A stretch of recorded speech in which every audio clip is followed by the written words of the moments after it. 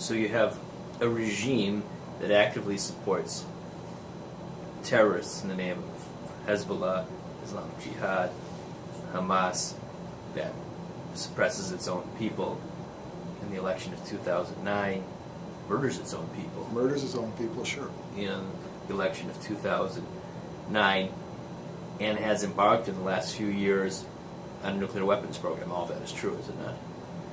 Do you have any doubt that Iran is trying to develop nuclear weapons? I'm cautious about everything I say. Okay. So anything is possible. My doubt still goes so far that I understand there's a glass of water here. We're not talking about that. But this is debated among the intelligence agencies. Do they have a nuclear program? Do they want to develop weapons? We're now reacting to our missed calls about the Iraqi weapons of mass destruction program.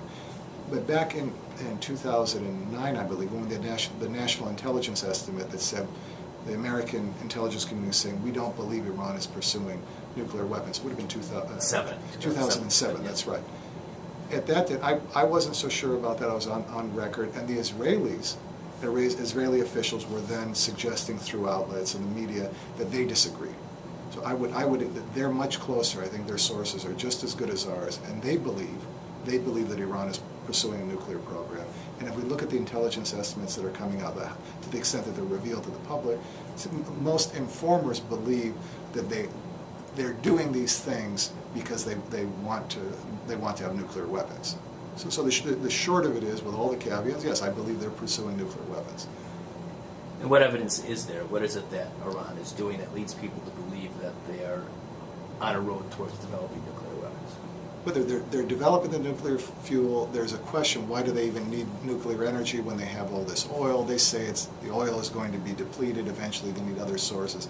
That seems to be a pretext. We've had hidden facilities. We've learned about these facilities because certain dissident groups have done as well as the intelligence services, if not better, and then they get caught, they make some denials and explanations, but some of these facilities are in cities, buried underground, that it has the hallmarks of people trying to hide a program. I'm not an expert on nuclear technology, but I follow the information, and they're doing these things in a way that is consistent with the program. It's possible this is an elaborate deception program. And we ask, why would Saddam Hussein have allowed these things to happen when he didn't have nuclear weapons? Is that he was involved in a deception program. So we see now aimed at the Iranians, his enemy over there, aimed at his own people. But I don't see the same marks here. I think that this is part of Iran's ambition, that if they get weapons, they're going to stay in power. We go back to the axis of evil.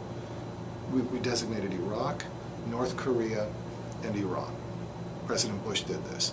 We then invaded Iraq, not North Korea. And I believe the Iranian lesson was that if you have nuclear weapons, then the Americans can't invade you, that you have a lot more leverage in the region, that you can be a power. And that elements of the regime see nuclear weapons as a guarantee that they'll be in power forever. And it plays in with their ambitions for the region.